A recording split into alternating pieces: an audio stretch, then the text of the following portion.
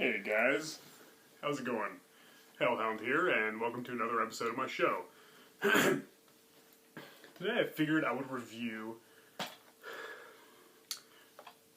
Wishmaster.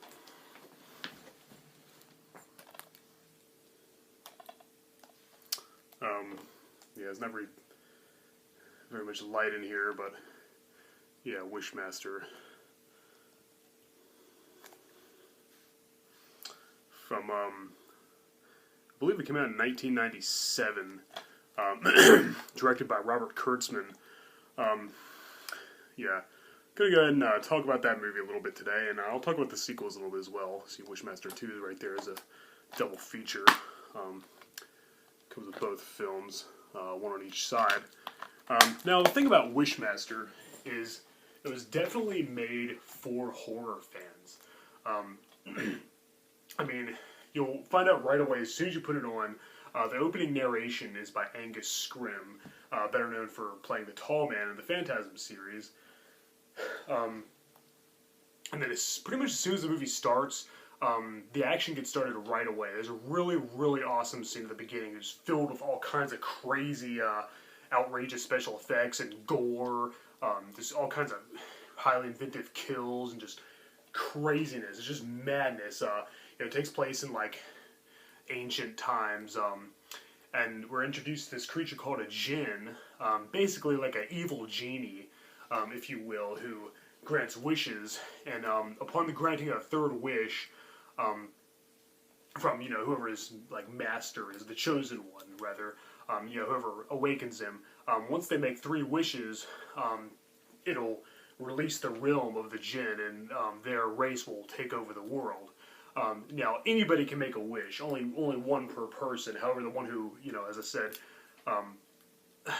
summons the jinn, only gets, they get 3 wishes, and yeah, they really don't want to make that third wish because it'll, cause chaos for mankind. It'll be the end of the human race, because the jinn were, an ancient, powerful race of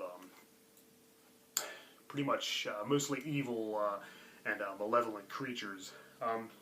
Yeah, as I was saying, it's definitely for horror fans. Yeah, Angus Scrimm, Reggie Bannister makes an appearance. He was Reggie in the Phantasm movies. Another Phantasm actor. We also have a cameo by Robert Englund, Kane Hodder. That's right, Robert Englund and Kane Hodder are both in this movie, unlike Freddy vs. Jason. Tony Todd is also in it. And I think there's a few others. I might be forgetting someone. Hopefully I didn't leave anybody out, but there's definitely a lot of cool horror cameos, horror references. Robert Englund's role in particular is really amusing. It's cool seeing him play kind of a good guy this time, and him being menaced by some other evil, otherworldly beast. Ted Raimi's in it as well. Sam Raimi's brother, who was in a lot of Evil Dead films and a lot of other Sam Raimi films.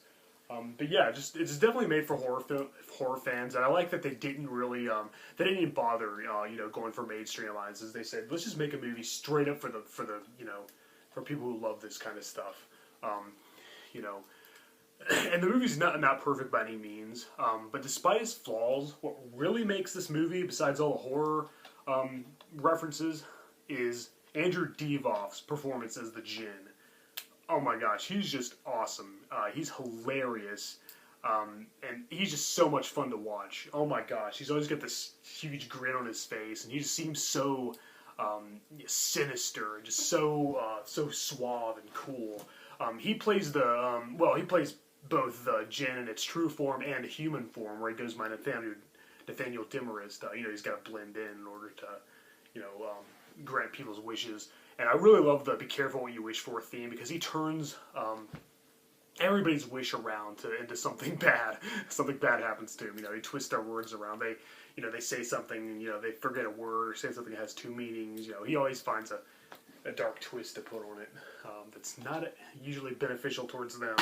And you'll notice he really loves when somebody wishes for something bad to happen to somebody else. I think those are like his favorite wishes to grant, definitely.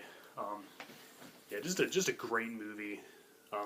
very underrated, very overlooked. You know, came out in the late '90s when horror was pretty much dead. You know, around that time, all we pretty much had was Scream and I Do What You Did Last Summer, maybe a few others, but I definitely appreciate how you know, it was just a huge love letter to the classic horror films. I definitely appreciate that. But yeah, you know, what else can I say?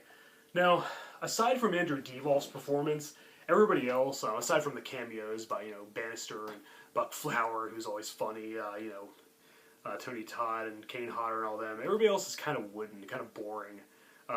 The main girl, I believe her name is Alexandra. It's been kind of a while since I watched this.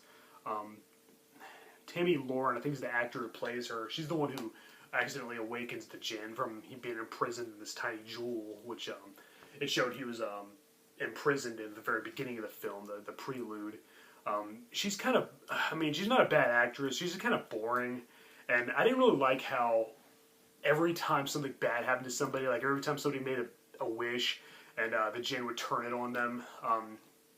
It always showed her, like, she always saw it, like, in her mind. It's like, wouldn't it have been better if it was, like, a shock? It was a surprise. She already knew what the guy looked like and everything. It was like, it would have been better if he just came into her life, you know, slowly, you know, tried to get her to make those 3 wishes so his kind could take over. You know, I thought it was kind of weak how, you know, she saw it, you know, visions every single time a murder or something happened. It kind of took away from it for me. Also, her final wish and the way she defeats the Jinn, I won't give it away. It's kind of silly and far-fetched, but I don't know. I guess it was interesting. Yeah, definitely some very inventive kills in here. Great special effects, I must say. Some of the CGI here and there is a little weak, but there's a lot of really good practical effects here, too. A skeleton ripping out of a man's body, a guy turning into a half-snake, serpentine creature, suits of armor and statues coming to life. There's all kinds of cool stuff. And the makeup work for the Jinn in his true form is really cool as well. But I prefer him in his human form, honestly. I thought, you know, Andrew Devolf as Nathaniel Demarest is a lot more charismatic and fun to watch when he was, you know, trying to pretend to be a man. But yeah, I definitely recommend this movie. I'd give it about an 8 out of 10. Really, it probably deserves a 7. But Devolf's performance boosts it up to an 8 for sure. He's what makes this movie so great. And I'll talk about the sequels a little bit too. There's, you know, the first sequel, Wishmaster 2, Evil Never Dies. I can't get the light in here very good, which I apologize. Now, the thing about this movie is most of it takes place in a prison. The Jinn takes the fall for the main girl who, I think her name was like Morgana or something. I don't know, it's been a while. I should have had my stuff researched before I made this video, but oh well, it was basically another blind review. I decided to do Wishmaster like literally 5 minutes before I turned my camera on. But anyway, I kind of liked the lead chick here, because she was not your typical lead girl in a horror film. She was really bad. She was a criminal. She made all kinds of bad choices. She was kind of sleazy, kind of trashy. You know, it made it a little more interesting. It was a little more unique. I think she was a little more interesting than the chick in the first movie. And good acting too. I thought her ex-boyfriend, the priest, I didn't really feel like he needed to be in the movie. He didn't really bring much to the table. But, you know, whatever. Not a big deal. But yeah, as I said, most of it takes place in a prison. The Jinn takes the fall for her crime. She accidentally releases him in a museum in the beginning. He kills her boyfriend. You know, she's all torn up about it. But, you know, they're robbing the place. I mean, you know, of course something's going to go wrong. You know, the Jinn goes to prison. A lot of, you know, of course, a lot of convicts are going to have wishes. You know, they're going to wish to be released and yada yada, drugs. Lots of interesting scenes there. And then the ending takes place at a casino. Also, a lot of the Jinn, you know, gets into a lot of trouble there. Makes for a very interesting watch. Some great settings in this movie. Great scenery. Great atmosphere. Really good. What do you call it? Backdrops for the Jinn to cause his shenanigans. But it's really not as good as the first one. There's not, you know, any horror cameos this time. The special effects aren't nearly as good. I will say the Jinn costume looks a little better, but most of all, the special effects don't work as well in this one. It's definitely a lower budget, and very obviously. But the positives are you get to see a lot more of Andrew Devolf doing his thing as the Jinn. He's just awesome to watch. I love the fact that You know, the convicts in the prison are always threatening to kick his ass. He's got a big, huge grin on his face. Oh, he's just so deliciously evil. So fun to watch. He's just awesome. So if you're an Andrew Divoff fan, you'll love these two movies because he just hams it up perfectly. Oh my gosh, he's just a fantastic performance. And he alone makes these movies so great. He makes me want to put the Jinn up there with, you know, the greats like Freddy and Jason and all them. You know, the first film, you know, definitely for fans of those, that kind of thing. So yeah, I'll definitely recommend the second movie as well. I'll talk about the rest now too, briefly. Part 3 sucks. Wishmaster 3, Beyond the Gates of Hell. Yeah, this movie's pretty terrible. Get some light in here. That's a little too much light, but yeah, this movie's pretty much terrible. Andrew Divoff does not return. This time we have Jason Connery, Sean Connery's son. Being a huge Bond fan, you know, I love Sean Connery. His son doesn't do a bad job. They really try to make it different from Andrew Divoff in the first two films. He's got blonde hair, he's got a goatee, he looks totally different. The kills are boring, it's very low budget, special effects suck, most of the acting sucks, it's very forgettable. This is one of the worst movies I've ever seen, I'm sorry, but it pales in comparison to the first two. So I'd say skip over it and just stick with these two, the originals. These movies are really great. Sadly, Part 3 is not. And then we have Part 4, Wishmaster, The Prophecy Fulfilled. 3 and 4 were both directed by a guy named Chris Angel, not the magician, some other guy. Now this one's a huge step up from Part 3.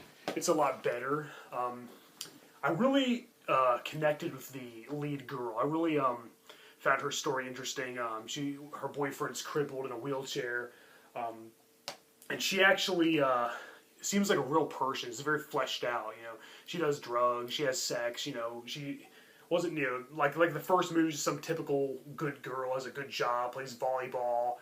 She coaches a basketball team. She was just, you know, such a goody two shoes, and you know, I appreciate them. They made a little more, you know, human, something you could relate to. I mean, I'm not saying everybody's bad or anything. I'm just saying, you know, that girl in the first movie just seemed like, you know, Miss Perfect. It was kind of refreshing to see them do something different than that. But this one, yeah, as I said, this one's definitely better than Part 3. Sadly, Andrew Divoff doesn't return yet again, but I really like the guy who plays him in this one a lot better than Jason Connery in Part 3. You know, oh gosh, yeah, this movie's awful. Don't watch it; it sucks.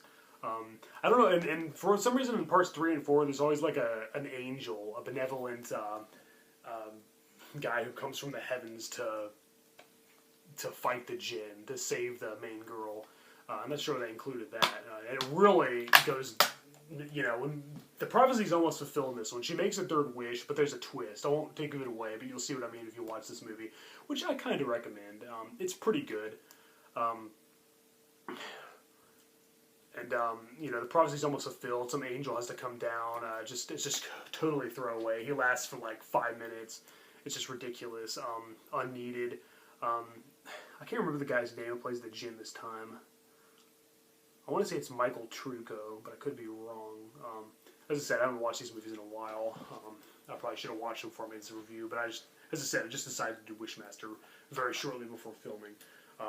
But yeah, anyway, Sean Novak plays the Jinn in his monster form in 3 and 4, and he's nowhere near as good as Divoff. He's like, the costume's like gray this time. He talks like a Martian. He has this ridiculous, over-the-top, cheesy voice. But, you know, it's overall, Part 3 and 4 are very forgettable. Not near as good as the first two. However, Prophecy Fulfilled does have some pretty good moments. Some pretty inventive kills and wishes gone wrong. So I would check it out if you really, really love the first two and want to see more of the Jinn doing his thing. But sadly, they'll never be able to top these two because Andrew Divoff made these movies. He was just awesome. It'd be great if they made another Wishmaster, a Part 5, where Divoff returned, because I would love that. But yeah, well, that's been my review of Wishmaster from 1997, directed by Robert Kurtzman. If you're a horror fan, check it out. Check out the sequel. Skip the other two, unless you really are a fan, like you really did love them a lot and want to see more. In that case, I recommend Part 4. But don't watch part 3 because it sucks. Alright, well, I'm Hellhound, and thank you for watching my show. Until next time.